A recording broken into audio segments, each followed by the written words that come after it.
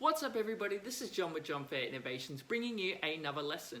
So today we're going to be doing an English lesson that focuses on synonyms and antonyms.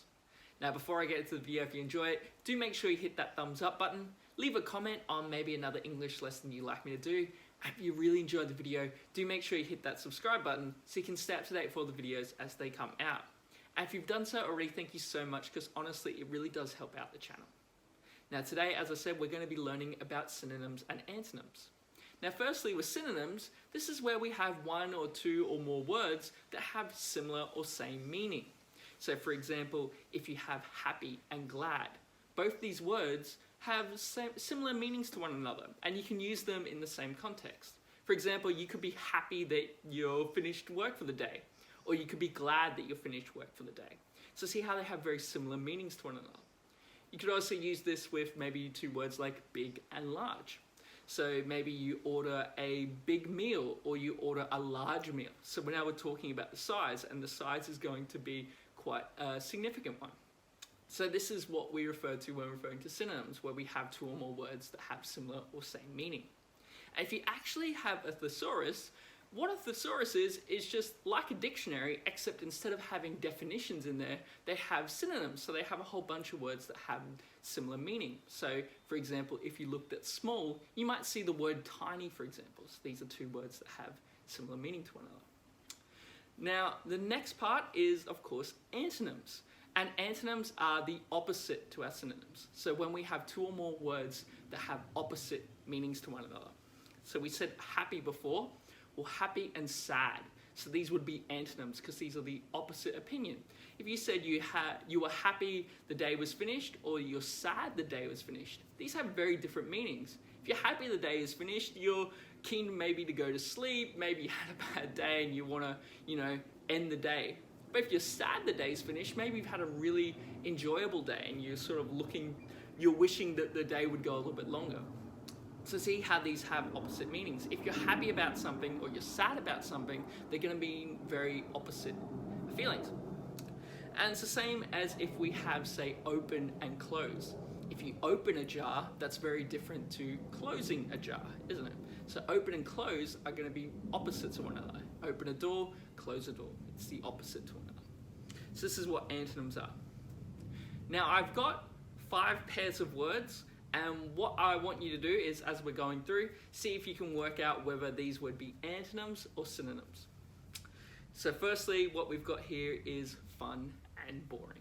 So I'll give you a couple of seconds to guess. So of course this would be antonyms. If something is fun, that means you're having a great day. You might be having fun at the park, for example. If something's boring, then you're not having a good time, are you? It could be a very boring class, for example. So fun and boring are the opposites, so they would be antonyms. All right, the next one we've got is close and near. So these are, of course, synonyms. So if we're talking about something being close or something being near, we're talking it being a small distance from where we are. So maybe we could say that the shops are close or the shops are near. So what we're saying is that they are not very far away at all. All right, the next one we've got break and destroy. So these are, of course, synonyms. So if you break something or if you destroy something, you're tearing it apart. And while you might say that destroy has more intent towards it as opposed to break, like you could accidentally break it, these have similar meanings to one another. So remember, they don't have to be exactly the same, just similar.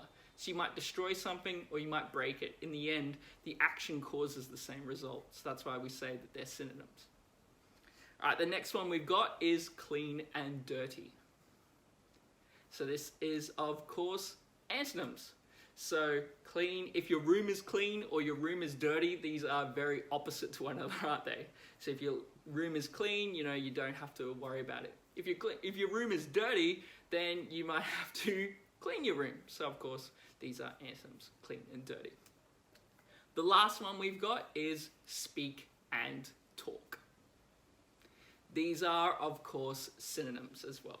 So if you're speaking or if you're talking, you're using your voice to express yourself, to communicate, just like what I'm doing right now. So we would say that they are synonyms. Well, there you have it. Hopefully you enjoyed that. Do have a go at looking at a thesaurus, for example. Do also try to find words that have synonyms and antonyms to one another, because it's great for when we're doing our writing, for example, but it's also great for when we're learning new words. If you find a very complicated word, but you find a synonym to it or an antonym to it, it helps you understand a lot easier what this difficult word is. I myself love using thesaurus for that particular reason. Well, as I said, do practice yourself, stay safe, and I'll see you next time.